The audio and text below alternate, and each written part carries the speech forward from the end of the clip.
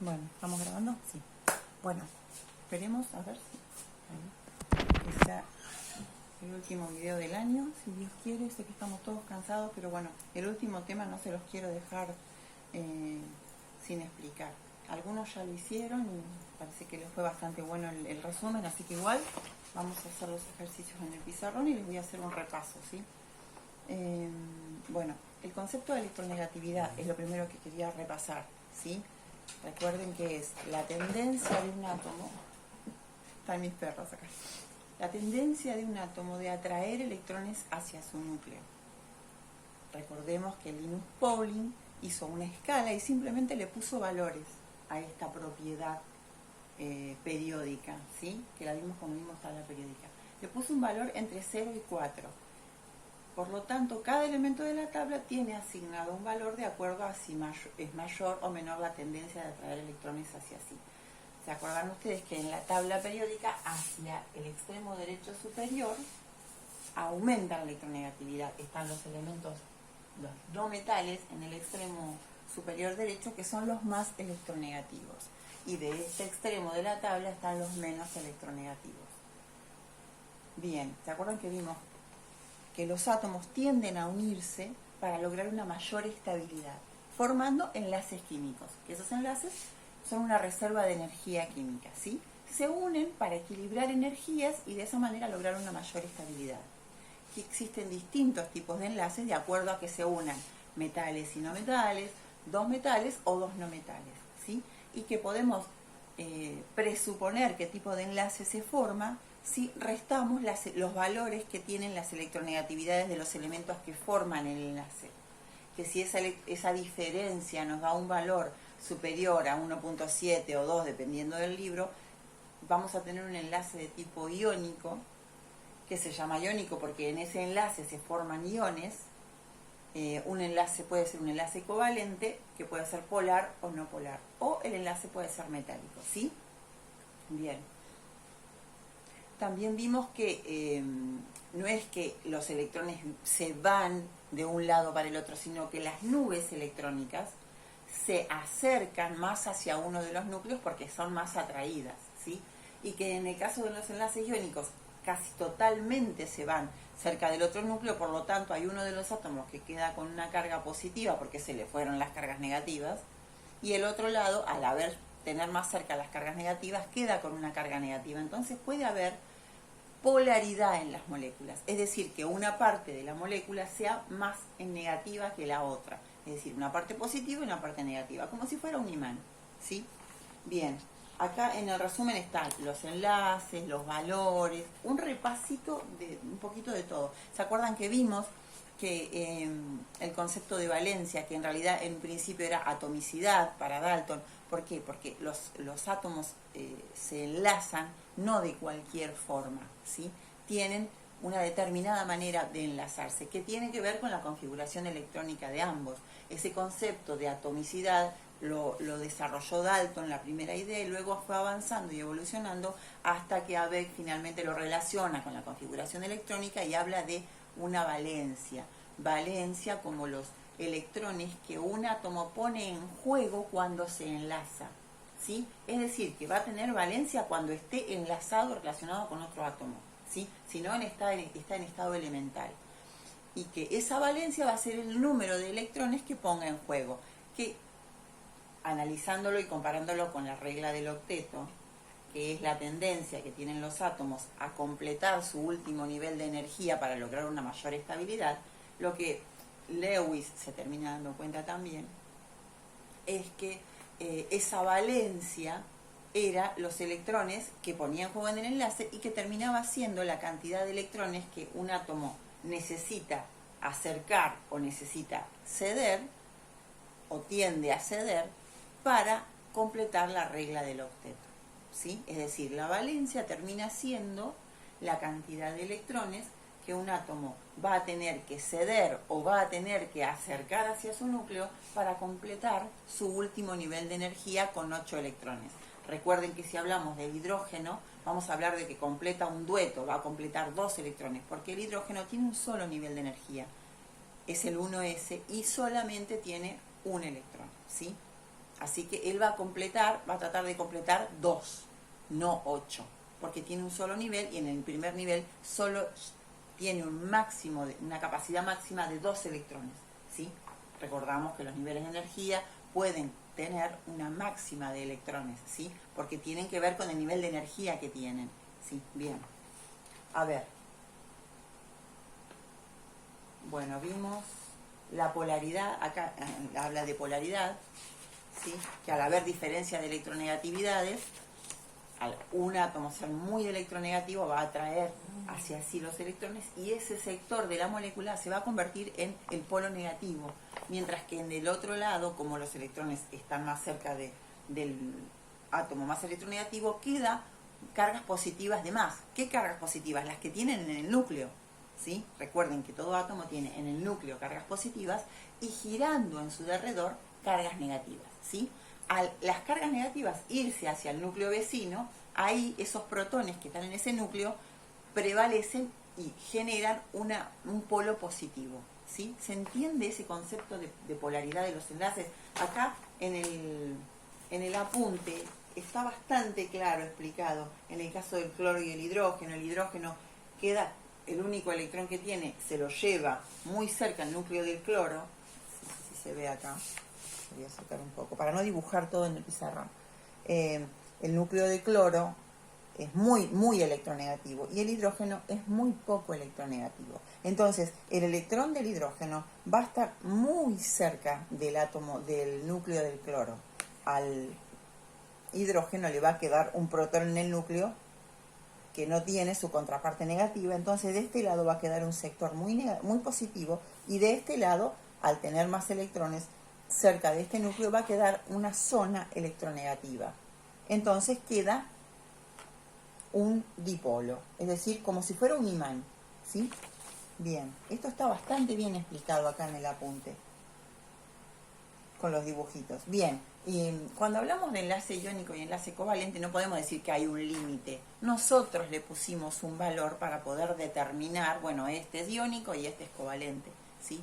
Pero no es que hay una regla exacta que divide un enlace covalente de un enlace iónico. Es más probablemente iónico y más probablemente covalente, ¿sí?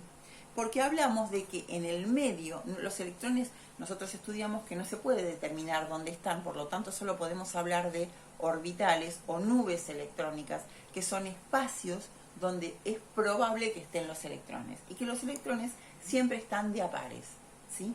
Entonces, vamos a hablar de nubes electrónicas, donde están ese par de electrones.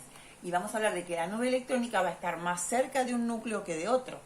Pero como no lo podemos medir con una regla, vamos a decir más cerca, menos cerca.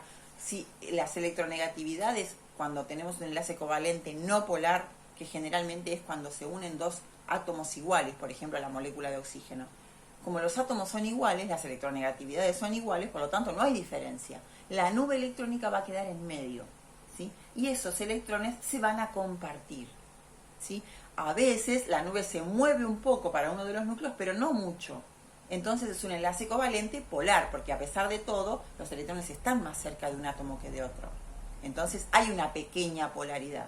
Cuando las electronegatividades la diferencia es muy grande, se forma directamente un ion positivo de un lado y un ion negativo del otro, ¿sí? ¿Por qué? Porque la nube se va casi totalmente hacia el núcleo más electronegativo, el núcleo del átomo que tenga mayor electronegatividad. Se va a ir casi totalmente, como en el caso del cloruro de sodio, por ejemplo. El sodio es muy electropositivo y el cloro muy electronegativo. Entonces, el sodio va a ceder su electrón, casi lo va a ceder, es decir, va a estar muy cerca del núcleo del cloro. Y el sodio va a quedar positivo, ¿sí? Se forman iones. Bien. Seguimos repasando. Yo machaco con esto porque por ahí si me siguen escuchando les va quedando o algo van entendiendo o repiten el video y lo pueden entender un poquito mejor. Bien, hasta ahora tuvimos en cuenta como si los átomos estuvieran en un plano, pero no es así. En realidad es tridimensional. Los átomos están en el espacio. Por lo tanto, las moléculas no van a ser planas, no están como en una hoja de papel dibujadas, sino que son forman cuerpos en el espacio, ¿sí? Tienen forma. ¿Qué forma? Y va a depender de lo que vamos a estudiar exactamente en este apunte, que es TREPEV. ¿Qué es TREPEV? TREPEV es una teoría. Hubo dos científicos que están nombrados en el apunte, cuyos nombres no me interesa que se acuerden, simplemente me interesa que se acuerden que a mediados del siglo XX hubo dos científicos que mediante experiencias, o sea, datos experimentales, fueron observando que las moléculas tenían forma.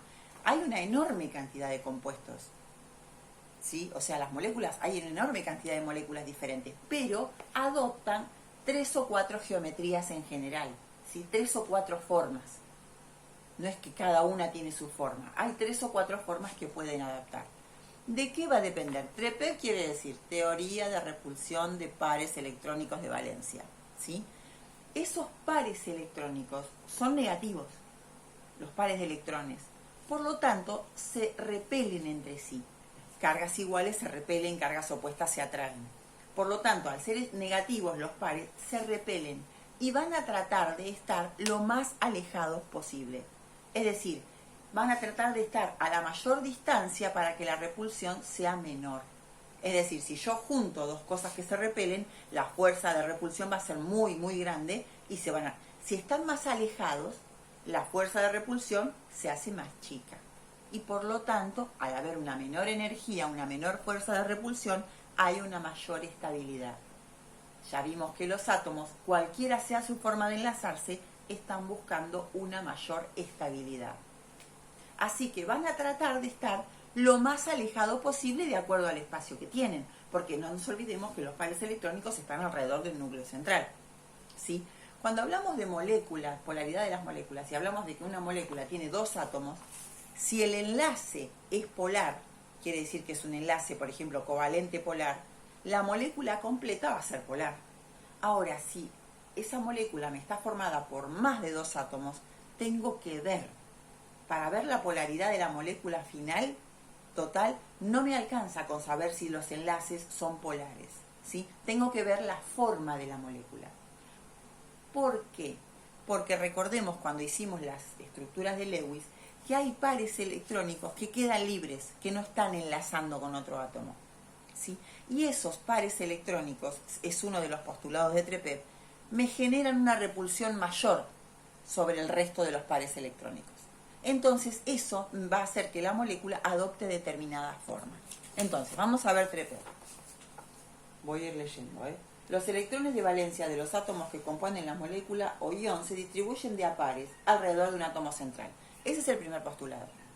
Ya sabemos que dentro, habiendo 3 átomos hay un átomo central y los electrones se van a ubicar en derredor enlazando con los otros átomos, ¿sí?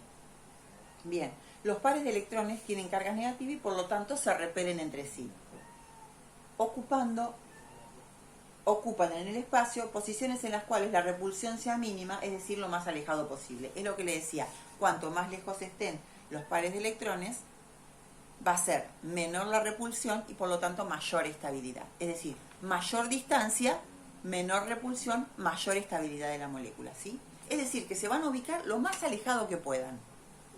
Y el último postulado, los pares de electrones no compartidos, es decir, esos que quedan sueltos, van a tener una mayor fuerza de repulsión que los que sí están compartidos. Los enlaces dobles o triples se van a considerar una nube, ¿sí? No vamos a hablar de que tienen más fuerza los que tienen dobles o triples enlaces. Simplemente se van a considerar una nube.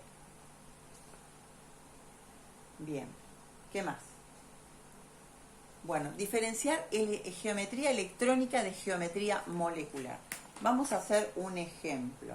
Voy a poner el metano. El metano tiene un átomo de carbono rodeado de 4 átomos de hidrógeno. Bien, está el de carbono y voy a tener un hidrógeno acá, un hidrógeno acá y un hidrógeno acá. Es decir, que si yo quiero analizar los pares de electrones que están enlazando, voy a tener 1, 2, 3 y 4.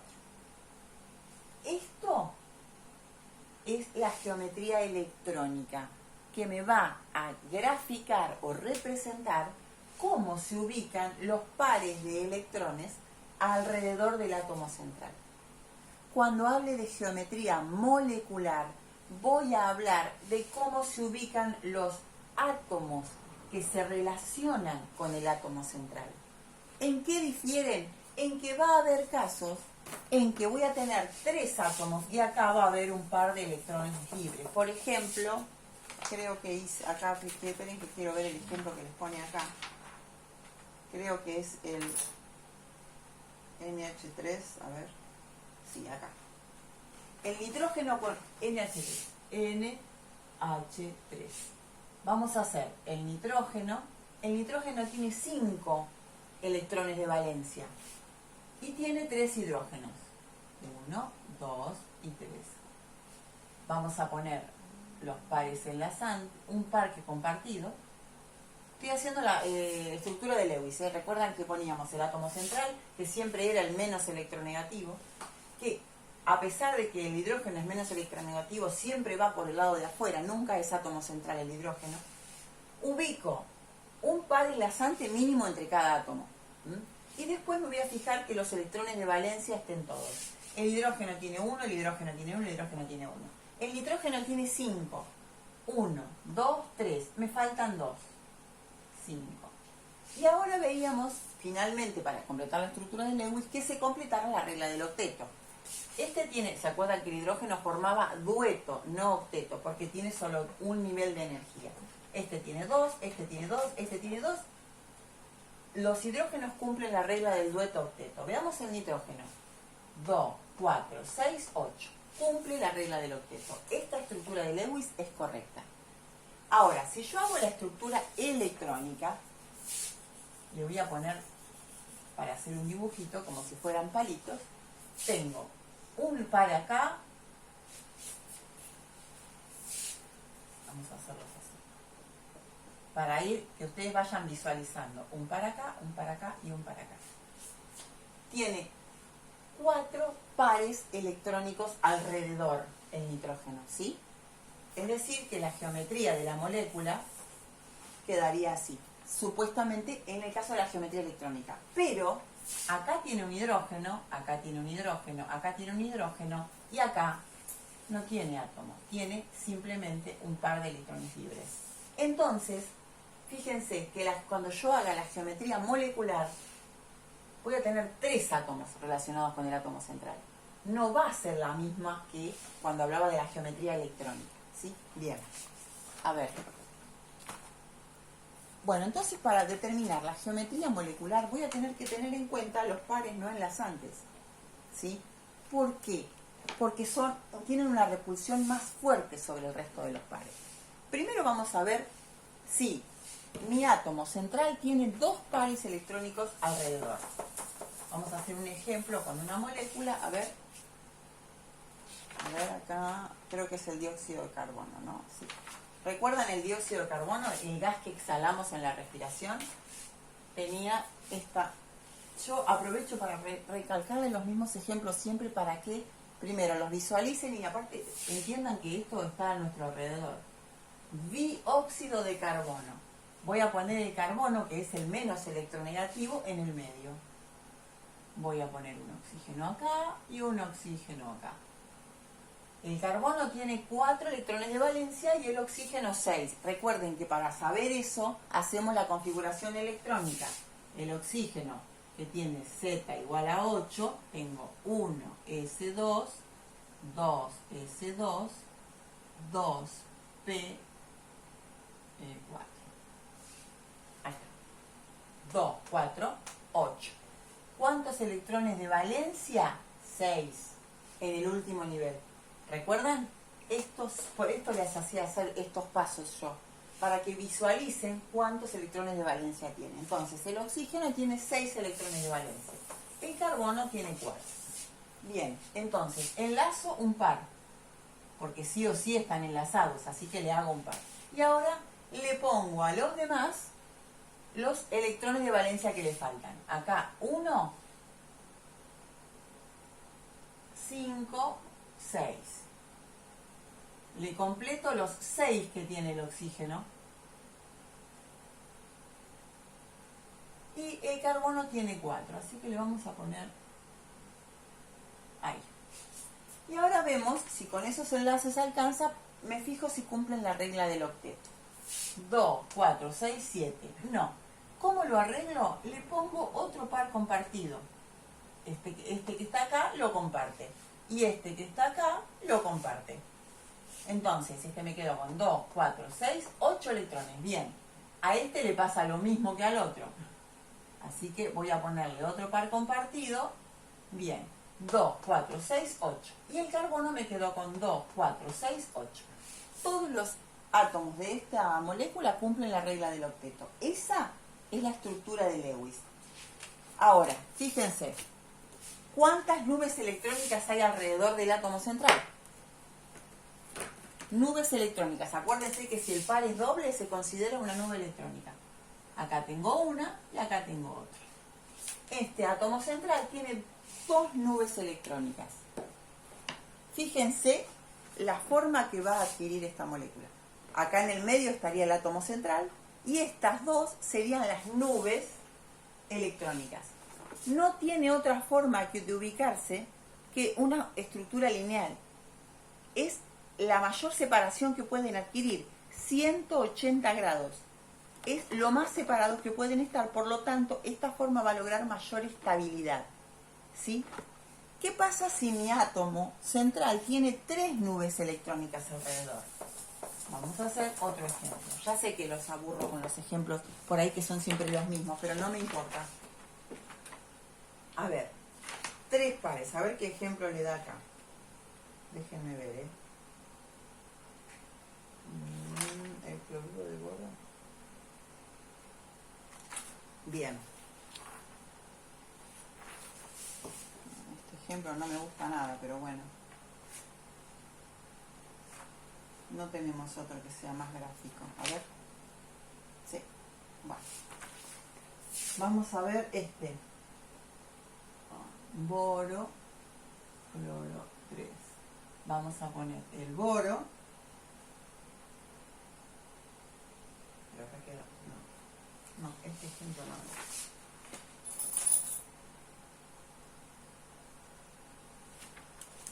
Bueno, podríamos hacer el NH3.